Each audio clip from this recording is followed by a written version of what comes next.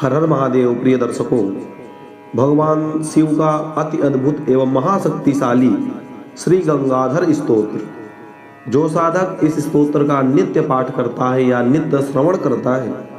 भगवान गंगाधर सांब सदाशिव उसके ऊपर प्रसन्न होते हैं एवं अपनी अविचल कृपा प्रसादी उसको प्रदान करते हैं।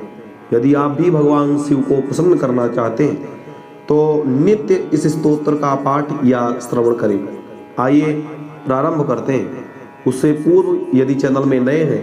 तो चैनल को सब्सक्राइब अवश्य कर लें। श्री गंगाधर स्तोत्रम क्षीरांभो निधि मंथनोद्भव विसात संदह्यमानांसुरान् ब्रह्मादीनवलोक्य यः करुणया हालाहलाख्यं विषं निःशङ्कं निजलीलया कबलयन् लोकान्ध्रराक्षातरा दार्तप्राणपरायणः स भगवान् गंगाधरो योगतिः क्षीरं स्वादुनिपीयमातुलगृहे गत्वा स्वकीयं गृहं क्षीरालाभवशेन खिन्नमनसे घोरं तपः कुर्वते कारुण्यादुपमन्यवे निरवधिं क्षीराम्बुधिं दत्तवान् आर्तत्राणपरायणः स भगवान् गंगाधरो मे गतिः मृत्युं वक्षसि ताडयन् निजपद ध्यानैकभक्तं मुनिं मार्कण्डेयमपालयत् करुणया लिङ्गाद्विनिर्गत्य यः नेत्राम्भोजसमर्पणेन हरये भीष्टं रथाङ्गं ददौ आर्तत्राणपरायणः स भगवान् गंगाधरो मे गतिः ओढुं द्रोणजयाद्रथादिरथिकैः सैन्यं महत्कौरवं दृष्ट्वा कृष्णसहायवन्तमपि तं भीतं प्रपन्नार्तिः पार्थं रक्षितवानमोघविषयो दिव्यास्त्रमोद्बोधयन् आर्तत्राणपरायणः स भगवान् गंगाधरो मे गतिः बालं शैवकुलोद्भवं परिहसत् स्वज्ञातिपक्षाकुलं खेद्यर्थं तव मूर्ध्निपुष्पनिचयं दातुं समोद्यत्करम् दृष्ट्वा नम्य विरिञ्चिरम्य नगरे पूजां त्वदीयां भजन् आर्तत्राणपरायणः स भगवान् गंगाधरो मे गतिः स्तन्त्रस्तेषु पुरासुरासुरभया दिन्द्रादिवृन्दारके स्वारूढो धरणीरथं श्रुतिहयं कृत्वा मुरारिं सरं रक्षण्यः कृपया समस्तविबुधान् जेत्वा पुरारिं क्षणात् आर्तत्राणपरायणः स भगवान् गंगाधरो मे गतिः स्रौतस्मात् पथे पराङ्मुखमपि प्रोद्यन्महापातकं विश्वाधीशमपत्यमेव गतिरीत् यालापवन्तं सकृत रक्षण्यः करुणापयो निधिरिति प्राप्त प्रसिद्धि पुरा यर्थत्राणपरायणः स भगवान् गंगाधरो मे गतिः गांगं वेगमवाप्यमान् विबुधैः सोढुं पुरा याचितो दृष्ट्वा भक्तभगीरथेन विनतो रुद्रो जटामण्डले कारुण्यादवनीतले सुरनदी मा पूरयत् पावनीम् आर्तत्राणपरायणः स भगवान् गंगाधरो मे गतिः इति श्री गंगाधर स्तोत्रम्। श्री गंगाधर स्तोत्रम् क्षीराम्भो निधिमन्थनोद्भव विशात्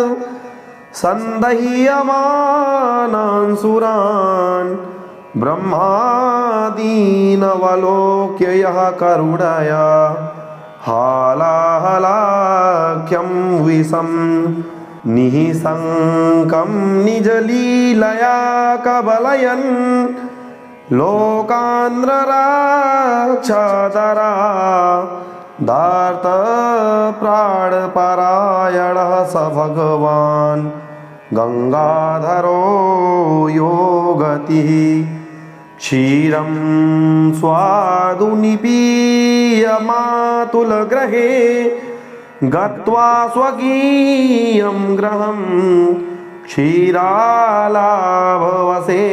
खिन्नमनसे घोरं तपः कुर्वते कारुण्यादुपमन्यवे निरवधिं क्षीराम्बुधिं दत्तवान् आर्तत्राणपरायणः स भगवान् गंगाधरो मे गतिः मृत्युं वक्षसि ताडयन् निजपद ध्यानैकभक्तं मुनिं मार्कण्डेयमपालयत् करुणया लिङ्गाद्विनिर्गत्य यः नेत्राम्भोजसमर्पणेन हरये भीष्टं रथाङ्गं ददौ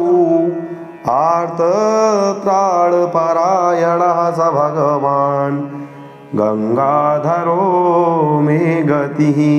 ओढुं द्रोणजयाद्रथादिरथिकैः सैन्यं महत्कौरवं दृष्ट्वा कृष्णसहायवन्तमपि तं भीतं प्रपन्नार्तिः पार्थं रक्षितवानमोघविषयो दिव्यास्त्रमुद्बोधयन् आर्तत्राणपरायणः स भगवान् गंगाधरो मे गतिः बालं सैव कुलोद्भवं परिहसत् स्वज्ञातिपक्षाकुलं खेद्यर्थं तव मूर्ध्निपुष्पनिचयं दातुं समुद्यत्करम् दृष्ट्वा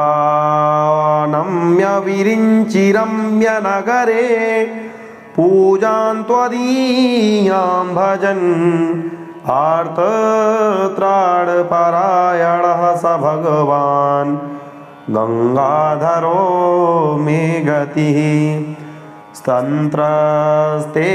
पुरासुरासुरभया दिन्द्रादिवृन्दारके स्वारूढो धरणीरथं श्रुतिहयं कृत्वा मुरारिं सरं रक्षण्यः कृपया समस्तविबुधान्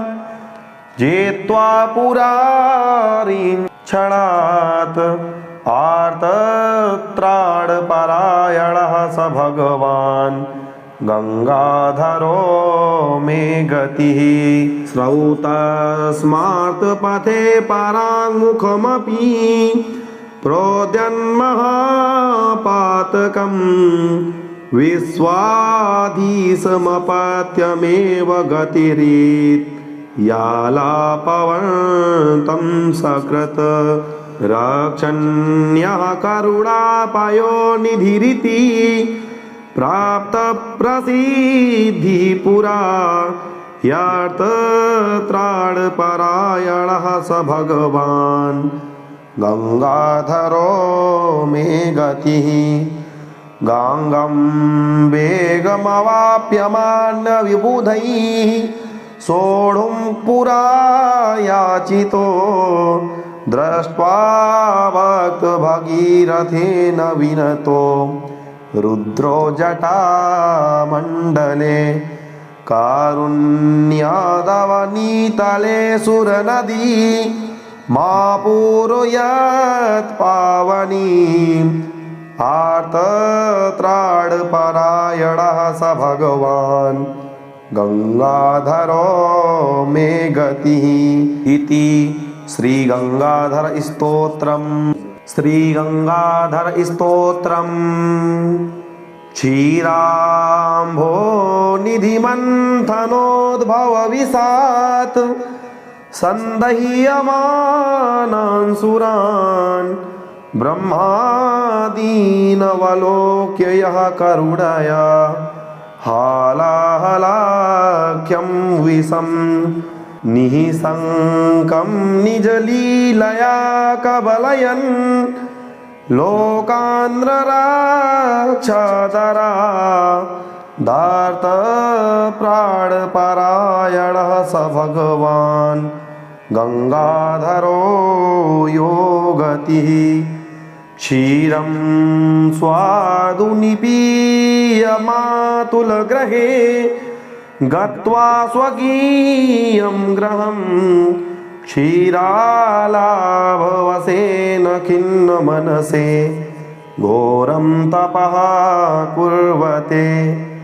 कारुण्यादुपमन्यवे निरवधिं क्षीराम्बुधिं दत्तवान् आर्तत्राणपरायणः स भगवान् गंगाधरो मे गतिः। मृत्युं वक्षसि ताडयन् निजपद ध्यानैकभक्तं मुनिं मार्कण्डेयमपालयत् करुणया लिङ्गाद्विनिर्गत्य यः नेत्राम्भोजसमर्पणेन हरये भीष्टं रथाङ्गं ददौ आर्तत्राणपरायणः स भगवान् गंगाधरो मे गतिः। ओढुं द्रोणजयाद्रथादिरथिकैः सैन्यं महत्कौरवं दृष्ट्वा कृष्णसहायवन्तमपि तं भीतं प्रपन्नार्तिः पार्थं रक्षितवानमोघविषयो दिव्यास्त्रमुद्बोधयन् आर्तत्राणपरायणः स भगवान् गंगाधरो मे गतिः। बालं शैवकुलोद्भवं परिहसत् स्वज्ञातिपाक्षाकुलं खेद्यर्थं तव मूर्ध्निपुष्पनिचयं दातुं समुद्यत्करं दृष्ट्वा नम्य विरिञ्चिरम्य नगरे पूजां त्वदीयां भजन् आर्तत्राणपरायणः स भगवान् गंगाधरो मे गतिः। स्तंत्रस्ते सुपुरासुरासुरभया दिन्द्रादिवृन्दारके स्वारूढो धरणीरथं श्रुतिहयं कृत्वा मुरारिं सरम् रक्षण्यः कृपया समस्तविबुधान् जेत्वा पुरारीं क्षणात् आर्तत्राणपरायणः स भगवान् गंगाधरो मे गतिः स्रौतस्मात् पथे पराङ्मुखमपि प्रोद्यन्महापातकम् विश्वाधीशमपत्यमेव गतिरीत् यालापवन्तं सकृत् रक्षण्यः करुणापयो निधिरिति प्राप्त प्रसिद्धि पुरा यार्तत्राणपरायणः स भगवान् गंगाधरो मे गतिः गांगं वेगमवाप्यमान् विबुधैः सोढुं पुरा याचितो दृष्ट्वा भक्तभगीरथेन विनतो रुद्रो जटामण्डले कारुण्यादवनीतले सुरनदी मा पूरयत् पावनीम् आर्तत्राणपरायणः स भगवान् गंगाधरो मे गतिः इति श्री गंगाधर स्तोत्रम्। श्री गंगाधर स्तोत्रम् क्षीराम्भो निधिमन्थनोद्भव विशात् सन्दह्यमानान् ब्रह्मादीनवलोक्य यः करुणया हालाहलाख्यं विषं निःशङ्कं निजलीलया कबलयन् लोकान्ध्रराक्षादरा दार्तप्राणपरायणः स भगवान् गंगाधरो यो गतिः क्षीरं स्वादुनिपीयमातुलगृहे गत्वा स्वकीयं गृहं क्षीरालाभवशेन खिन्नमनसे घोरं तपः कुर्वते कारुण्यादुपमन्यवे निरवधिं क्षीराम्बुधिं दत्तवान् आर्तत्राणपरायणः स भगवान् गंगाधरो मे गतिः मृत्युं वक्षसि ताडयन् निजपद ध्यानैकभक्तं मुनिं मार्कण्डेयमपालयत् करुणया लिङ्गाद्विनिर्गत्य यः नेत्राम्भोजसमर्पणेन हरये भीष्टं रथाङ्गं ददौ आर्तत्राणपरायणः स भगवान् गंगाधरो मे गतिः ओढुं द्रोणजयाद्रथादिरथिकैः सैन्यं महत्कौरवं दृष्ट्वा कृष्णसहायवन्तमपि तं भीतं प्रपन्नार्तिः पार्थं रक्षितवानमोघविषयो दिव्यास्त्रमोद्बोधयन् आर्तत्राणपरायणः स भगवान् गंगाधरो मे गतिः बालं सैव कुलोद्भवं परिहसत् स्वज्ञातिपाक्षाकुलं खेद्यर्थं तव मूर्ध्निपुष्पनिचयं दातुं समोद्यत्करम् दृष्ट्वा नम्य विरिञ्चिरम्य नगरे पूजां त्वदीयां भजन् आर्तत्राणपरायणः स भगवान् गंगाधरो मे गतिः स्तंत्रस्तेषु पुरासुरासुरभया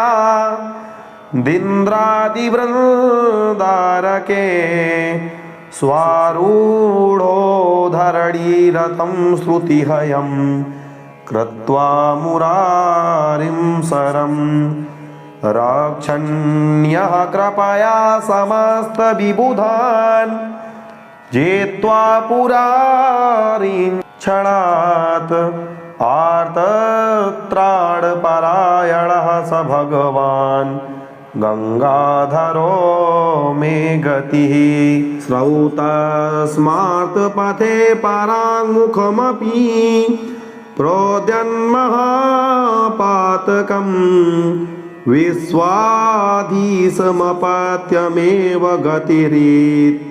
यालापवन्तं सकृत् रक्षण्यः करुणापयोनिधिरिति प्राप्तप्रसिद्धिपुरा ह्यर्थत्राणपरायणः स भगवान् गंगाधरो मे गतिः गांगं वेगमवाप्यमान्य विबुधैः सोढुं पुरा याचितो दृष्ट्वा भक्तभगीरथेन विनतो रुद्रो जटामण्डले कारुण्यादवनीतले सुरनदी मा पूरयत् पावनीम् आर्तत्राणपरायणः स भगवान् गंगाधरो मे गतिः इति श्री गंगाधर स्तोत्रम् श्रीगंगाधर स्तोत्रम् क्षीराम्भो निधिमन्थनोद्भवविशात् सन्दह्यमानान् ब्रह्मादीनवलोक्य यः करुणया हालाहलाख्यं विषं निःशङ्कं निजलीलया कबलयन् लोकान्ध्रराक्षादरा दार्तप्राणपरायणः स भगवान् गंगाधरो यो गतिः क्षीरं स्वादुनिपीयमातुलगृहे गत्वा स्वकीयं गृहं क्षीरालाभवशेन खिन्नमनसे घोरं तपः कुर्वते कारुण्यादुपमन्यवे निरवधिं क्षीराम्बुधिं दत्तवान् आर्तत्राणपरायणः स भगवान् गंगाधरो मे गतिः मृत्युं वक्षसि ताडयन् निजपद ध्यानैकभक्तं मुनिं मार्कण्डेयमपालयत् करुणया लिङ्गाद्विनिर्गत्य यः नेत्राम्भोजसमर्पणेन हरये भीष्टं रथाङ्गं ददौ आर्तत्राणपरायणः स भगवान् गंगाधरो मे गतिः ओढुं द्रोणजयाद्रथादिरथिकैः सैन्यं महत्कौरवं दृष्ट्वा कृष्णसहायवन्तमपि तं भीतं प्रपन्नार्तिः पार्थं रक्षितवानमोघविषयो दिव्यास्त्रमोद्बोधयन् आर्तत्राणपरायणः स भगवान् गंगाधरो मे गतिः बालं सैव कुलोद्भवं परिहसत् स्वज्ञातिपाक्षाकुलं खेद्यर्तं तव मूर्ध्नि पुष्पनिचयं दातुं समोद्यत्करं दृष्ट्वा नम्य विरिञ्चिरम्य नगरे पूजां त्वदीयां भजन् आर्तत्राणपरायणः स भगवान् गंगाधरो मे गतिः स्तंत्रस्तेषु पुरासुरासुरभया दिन्द्रादिवृन्दारके स्वारूढो धरणीरथं श्रुतिहयं कृत्वा मुरारिं सरम् रक्षण्यः कृपया समस्तविबुधान् जेत्वा पुरारीं क्षणात् आर्तत्राणपरायणः स भगवान् गंगाधरो मे गतिः स्रौतस्मार्तपथे पराङ्मुखमपि प्रोद्यन्महापातकम् विश्वाधीशमपत्यमेव गतिरेत् यालापवन्तं सकृत रक्षण्यः करुणापयो निधिरिति प्राप्त प्रसिद्धि पुरा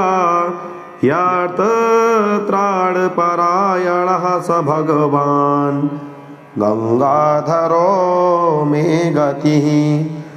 गांगं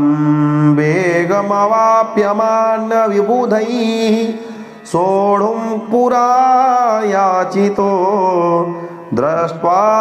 भक्तभगीरथेन विनतो रुद्रो जटामण्डले कारुण्यादवनीतले सुरनदी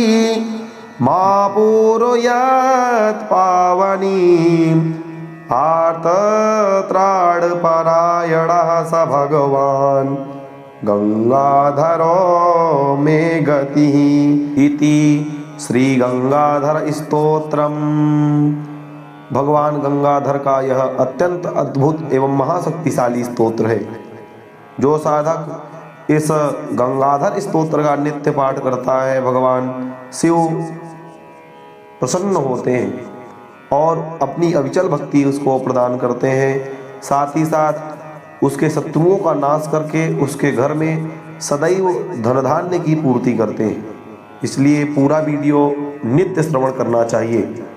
यदि चैनल में नए हैं तो चैनल को सब्सक्राइब अवश्य कर दें। साथ ही बेल आइकन प्रेस करके कमेंट बॉक्स में अपनी राय अवश्य दें। मिलते हैं अगली वीडियो में, तब तक के लिए हर हर महादेव।